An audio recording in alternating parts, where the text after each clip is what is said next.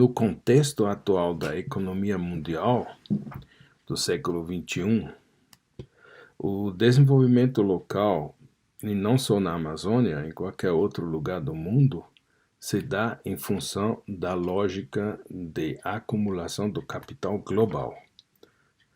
O local, portanto, é dependente e indefeso, em grande parte, das decisões e acontecimentos no mercado nacional e internacional. Então, nós temos que ter uma certa distinguir um pouco sobre o que é desenvolvimento local, o que poderia ser desenvolvimento local sustentável. Pessoalmente, eu acho que atualmente o desenvolvimento local deveria ser chamado, ou digamos, é muito mais um progresso que um desenvolvimento sustentável. Progresso no sentido de, com certeza, há uma certa melhoria em certos assuntos nas localidades, por exemplo, da Amazônia, nos últimos 20, 30, 40 anos, construção de estradas, certas infraestruturas, a população tem maior acesso à informação, maior acesso à educação e também, de certa forma, à medicina e aos hospitais. Mas isso não é efetivamente aquilo que poderíamos chamar desenvolvimento sustentável dentro do grande contexto da discussão sobre desenvolvimento sustentável que todo mundo sabe, né, de que estamos conversando. Então, o nosso tema de hoje é basicamente como essa apropriação econômica do patrimônio natural da Amazônia se deu até agora e como é que nós vamos encarar isso no próximo futuro. Em primeiro lugar, os grandes ciclos de exploração, borracha, madeira, mineração, agropecuária, todos sabemos perfeitamente de que esses ciclos de exploração geram certas riquezas, sim, geram um certo progresso, sim, mas não criaram nenhum processo de desenvolvimento sustentável. Eu acho que todos os autores que já trabalharam sobre isso basicamente concordam com esse caráter dos ciclos de explorações que nós tivemos no passado. O que é de novo, efetivamente, nesse ciclo? Na minha opinião, o que tem de novo é uma esperança sobre determinadas possibilidades que esse novo ciclo seja diferente de todos os anteriores e todos os ciclos que ainda estamos vivendo de uma certa forma. Por exemplo, esse novo ciclo dá a possibilidade ou abre a possibilidade de explorar os enormes recursos biológicos da floresta com um mínimo de impacto aos ecossistemas e um mínimo de deflorestamento. Essa é uma coisa. A outra nos abre a possibilidade de superar um dilema cruel do paradigma vigente, que é conservar ou explorar.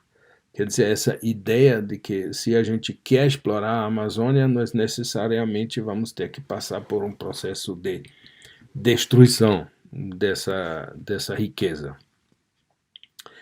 E, finalmente, também tem a possibilidade de criar na Amazônia um verdadeiro polo de desenvolvimento de biotecnologia, de ciência, tecnologia e de inovação, que tenha uma dimensão internacional, mas sobre controle nacional. Isso que é fundamental. Quer dizer, o processo de apropriação dessa biodiversidade amazônica nos dá a possibilidade e nos indica, basicamente, a necessidade de criar polos de biotecnologia que são patrimônio nacional, de fato. E tem um outro assunto importante, que nós temos a possibilidade de, nesse novo ciclo, de valorar ou dar valor aos conhecimentos e à sabedoria tradicional que existe na Amazônia. E todo mundo já trabalhou muito, inclusive esse evento está trabalhando sobre esse assunto. Então, nós vamos ver se efetivamente o que é necessário para que esse novo ciclo da apropriação econômica e social da biodiversidade amazônica e da biodiversidade no Brasil, de um modo geral, seja diferente, tenha uma nova qualidade de todos os ciclos de exploração anteriores. Então, essa apropriação econômica da biodiversidade já temos alguns exemplos. Vou mencionar uns 3 rapidamente, que é a empresa Beraca, que todo mundo conhece, produz insumos a partir do açaí, andiroba, babaçu, murumuru, etc., com investimento até em torno de uns 15 milhões nos últimos anos de dólares, e com uma rede de fornecedores da matéria-prima em torno de entre 1.500 e 2.000 famílias. Essa empresa tem filiais na França e nos Estados Unidos e vende para gigantes da indústria cosmética, grandes indústrias como L'Occitane e L'Oréal e outros. E ela exporta esses insumos para esses extratos para mais de 30 países, mais ou menos. Tem a Natura com sua linha Ecos, que utiliza açaí e castanha do Pará. Tem em torno de 25 comunidades que fornecem os insumos aqui na Amazônia. Tem um complexo industrial do Ecoparque em Benevides, que todo mundo conhece. E o investimento até o momento foi em torno de uns 200 milhões de reais.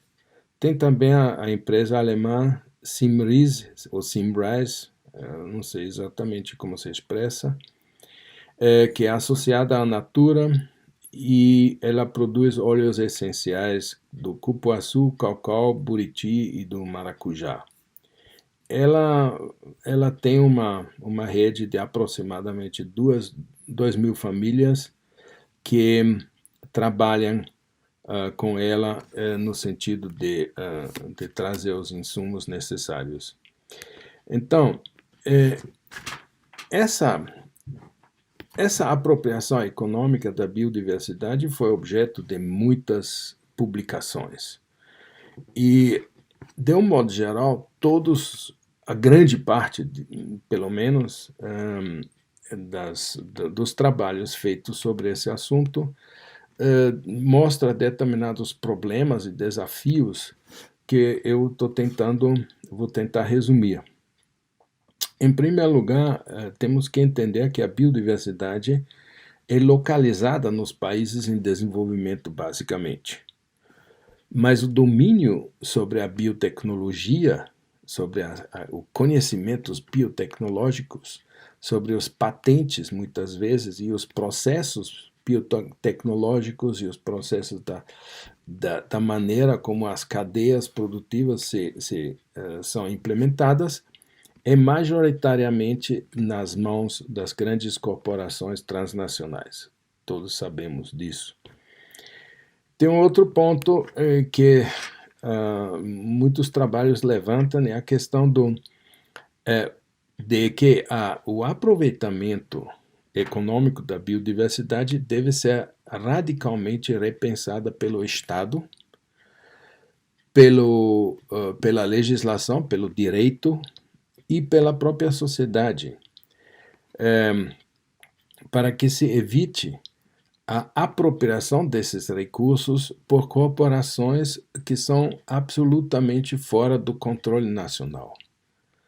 Então, tem também um outro assunto muito importante, é que a biodiversidade, de acordo com a Constituição e o artigo 225, eu acho, é considerado como um bem de uso comum do povo brasileiro. Então, isso significa que a biodiversidade não pode ser alvo de apropriação privada e muito menos de apropriação internacional sem nenhuma contrapartida em termos de bem-estar do país ou da sociedade local. Então, isso também é um ponto importante que geralmente está sendo levantado nas discussões sobre esse assunto. Então, quais são as possibilidades e perspectivas? Ou seja, quais as mudanças que seriam necessárias para que a apropriação da biodiversidade amazônica e nacional efetivamente cumpre o seu papel que deveria cumprir para a sociedade brasileira e, inclusive, como um importante fator da participação no PIB nacional. Então, em primeiro lugar, é preciso considerar e reconsiderar o papel do Estado, ou discutir o papel do Estado sobre esse assunto. O desenvolvimento local sustentável só seria possível se o local for inserido num plano nacional de desenvolvimento que tenha como base a soberania nacional. A soberania nacional sobre o patrimônio intelectual do país, sobre o patrimônio cultural e o patrimônio natural do Brasil. Quer dizer, um plano nacional de desenvolvimento que tenha em base essa, digamos assim, essa consideração desse patrimônio. Nós temos no Brasil uma oportunidade absolutamente única no mundo, é que o país tem o maior, digamos, acervo de biodiversidade do mundo. E esse acervo tem que ser conservado, preservado de um lado e tem que ser usado do outro lado em benefício da sociedade. E, inclusive, muitos autores dizem que a apropriação econômica da biodiversidade, o aproveitamento dessa biodiversidade poderia ser um dos fatores principais do PIB nacional. Então, tem uma série de trabalhos que apontam exatamente pelo fato de que esse patrimônio, se for tratado e aproveitado de uma maneira racional, inteligente, em base de uma concepção de soberania nacional, poderia ser um fator importantíssimo no PIB nacional, que ele não é até hoje. Depois, nós temos o papel da educação e do desenvolvimento em ciência, tecnologia e inovação.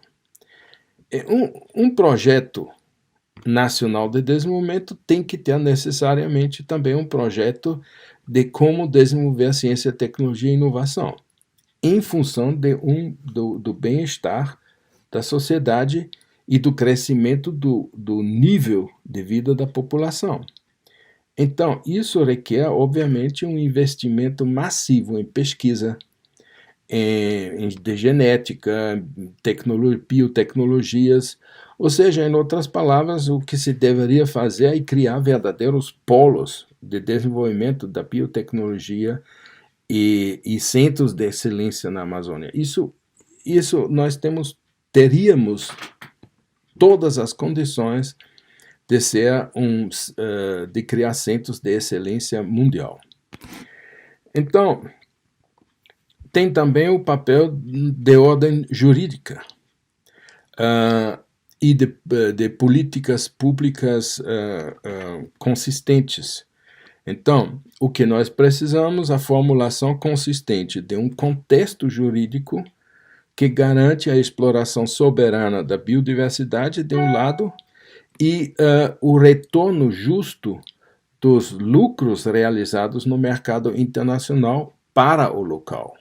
Ou seja, não é possível que se gera um lucro imenso dos produtos da biodiversidade e a localidade onde os insumos básicos estão sendo fornecidos não aproveitam efetivamente para seu desenvolvimento sustentável.